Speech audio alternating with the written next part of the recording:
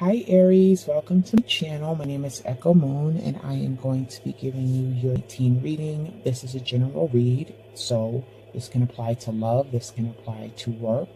However it resonates, if it does resonate with you, then take what does. If it doesn't resonate with you, then check out your moon and your rising sign. This is for Aries, sun, moon, and rising. So let's get into it. So we have the current situation, the past events, your focus, your advice, and your outcome. What is going on with you right now, Aries, huh? Why are you staying up at night? Some of you, at least, are staying up at night. Why are you in your head? What's giving you anxiety? What are you fearing right now? Are you fearing a relationship? Are you fearing something might come out regarding that relationship? Are you fearing or having anxiety over work? Do you have a project or something that you're working on and you feel pressured about and it's not giving you any sleep? What is this about? We're going to get a clarifier on it, but this is your current position. The Nine of Swords, this is all mental energy. This is all in your mind. And sometimes if we stay in our mind too long, it brings about fears and anxieties of things that are probably not even the case, probably not even happening right now, but we'll find out exactly what that is. That's the Nine of Swords. In the past, you have the Four of Swords. So in the past, you wasn't doing that bad mentally yet. You were taking a mental break. You were like, hey, I either went through some stuff and I want to take a break, or I just really don't want to focus on anything that's going to stress me out. So I'm chilling. You see that guy there? Does he look like he has any worries in the world? You see that bird looking down at him? What is that, a crow? Sparrow? I'm not good at birds. But that bird's looking down at him like, hey buddy, I wish I was you right now. And he's like, yep, just stretching out. No worries. So that's your past position. What your focus is right now. What your focus is right now. Wow, can I get it together or what? Your focus right now is the moon. So these are things that are hidden that you cannot see. This is probably what's keeping you up at night. Things that you are not aware of. It could be about a person that you're dealing with. Maybe you have feelings for this person, but you're not too sure about them because there's something off about them that you can't put your finger on. The moon also represents intuition. So this is kind of like going within. And maybe you should get out of your mind and get in touch with your feelings. I said that to somebody else. Get out of your mind, get in touch with your feelings, and really go off of that gut feeling on how you really feel about either that person, that career, that job that you're doing right now. Because whatever it is, you cannot see it. But the good thing about the moon is that whatever's in the dark, it gets illuminated. So whatever you're not seeing right now, you're going to see. You are going to see it. I was about to say your clarifier. Your advice is the Ace of Wands. So this is beginning of something passionate. This is the beginning of a new relationship. This is the beginning of love. This is could be the beginning of a project or a job coming in.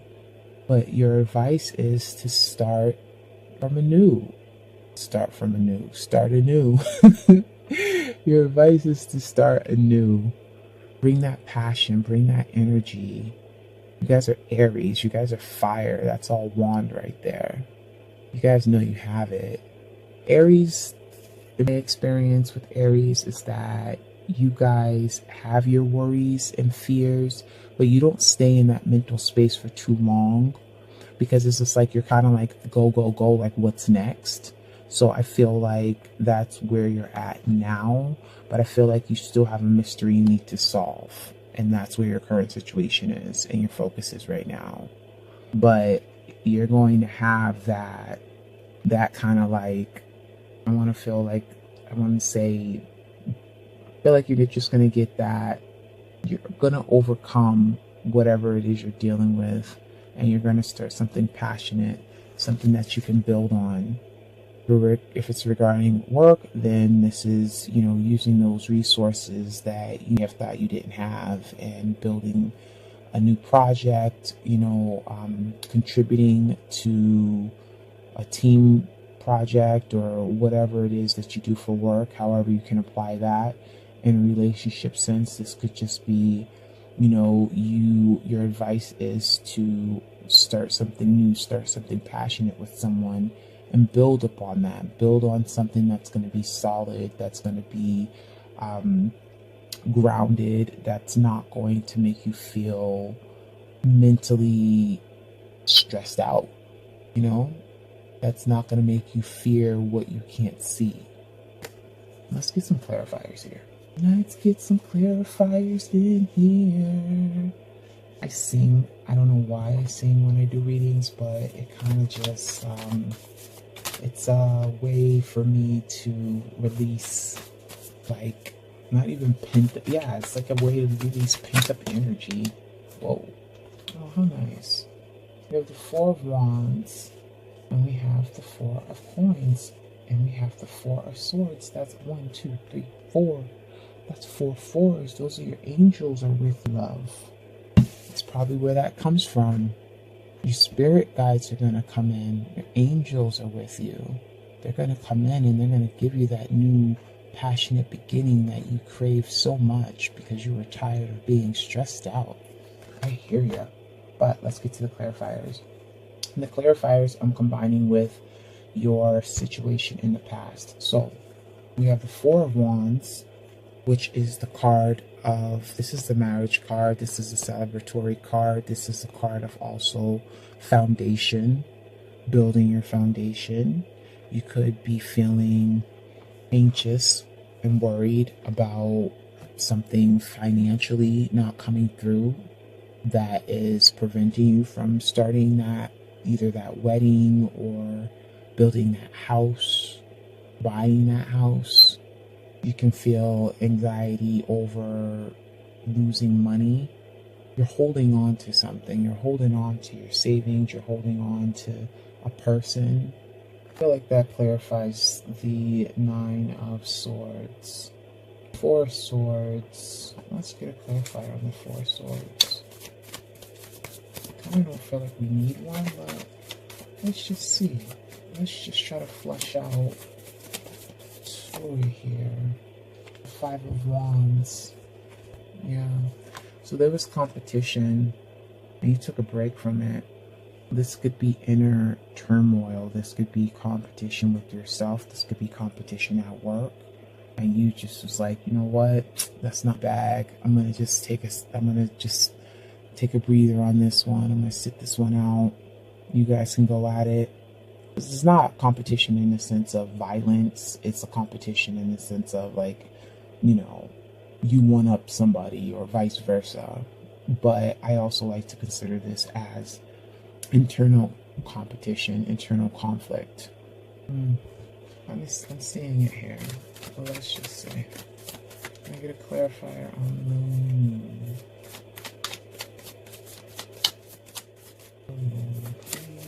Please. Oh, the world. Completion.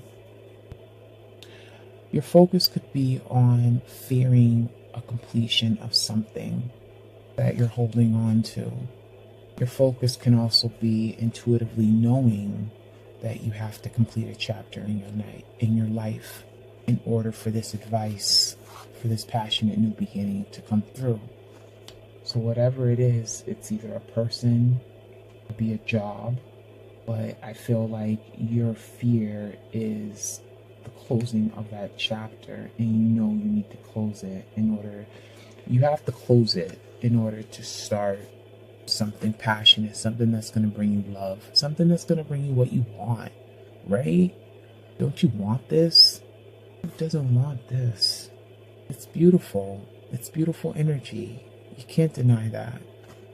Can we get a clarifier I'm going to get a clarifier for the Three of Coins. Because that could be also building foundation, using your resources, but that could also be a third-party situation. Maybe there's somebody that you're holding on to that you need to let go. causing you too much anxiety.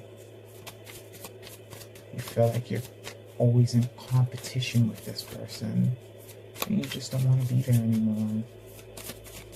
So you know you need to close out a chapter. And the moon could be illuminating things about that person that you haven't seen before. And sometimes when we see the shadow side of a person, that keeps us up at night. Whoa, 3 cards popped out, but you know what? I'm going to take it because this is all for the outcome anyway, and it's a good one. It is a good one. So, sorry.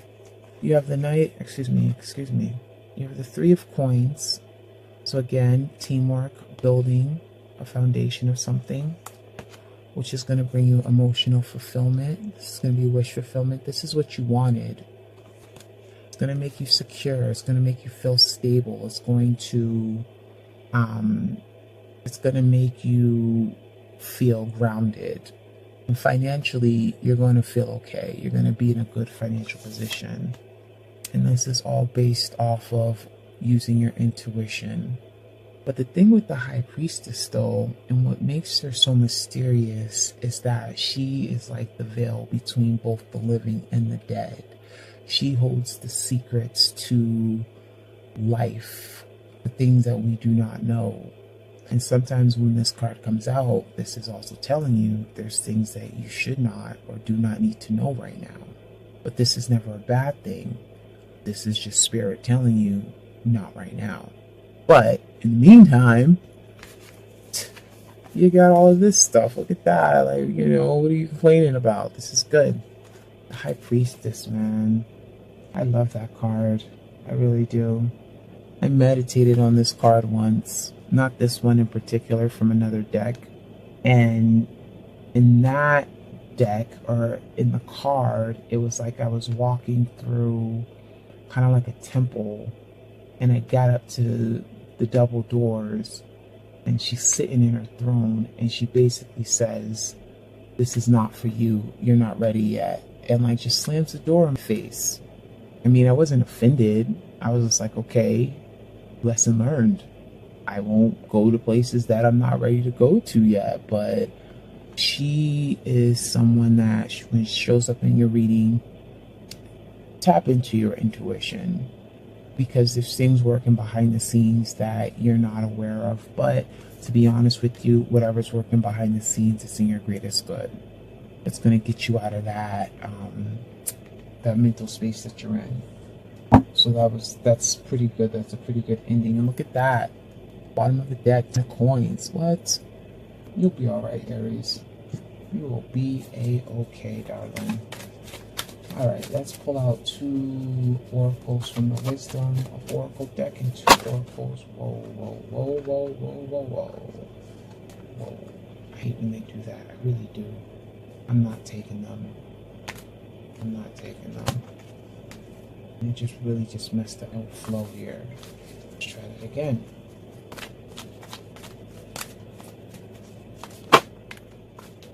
I'll go over them once they pop out. Let's let them pop out.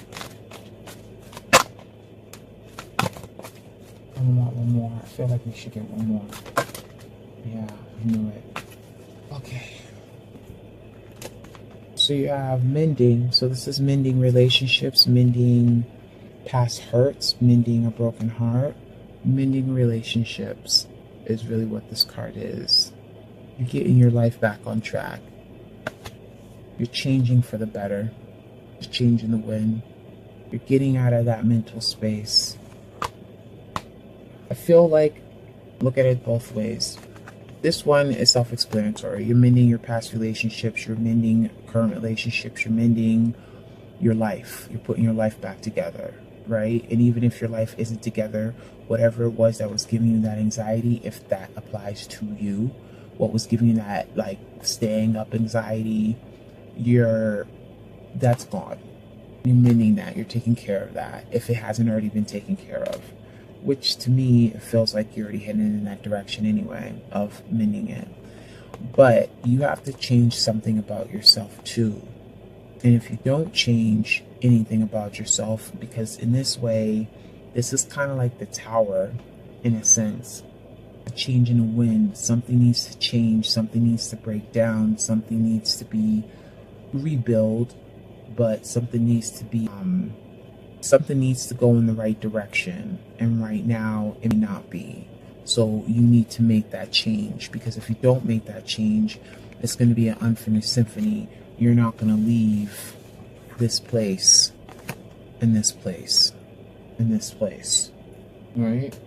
And then let's get 2 cards from the Enchanted Map Oracle. I like this deck a lot. I say it in my phone readings. This is like newest Oracle decks. I got this thing with collecting Oracle decks. I like Tarot, but I have more Oracle decks than I do Tarot.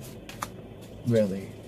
I'm not even going to flip that card over yet. Let's just get the second card and we're good. Oh, baby. I got a popper. If I can get a popper, I'll take a popper. If not, then I'm taking what's proper. So we got Intentions, Gentle Gardener. I got this one before. The Gentle Gardener is basically, it's like you're planting your intentions and spirit is helping you grow them. Oh no, these aren't the ones that go together. There's the Gentle Gardener goes with another card. It's not that, but I find it funny that intention is right here.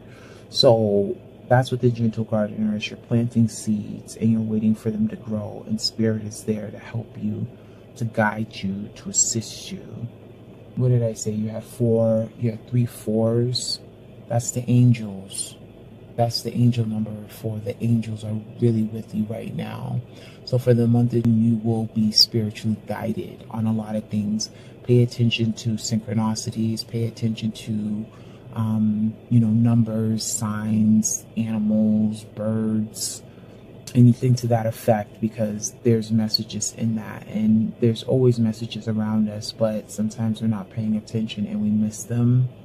So just FYI on that one. This is also a 4 right here too. So, yeah, your intention, set your intention, focus on that, and it'll manifest. But don't forget, do not forget, make a change. Know what that change is and focus on changing that about you, your situation, whatever condition you're in right now. But Aries, you're going to land on your feet and you're going to be all right. I have no doubt about that. You guys push through. You guys are survivors. And it's very admirable.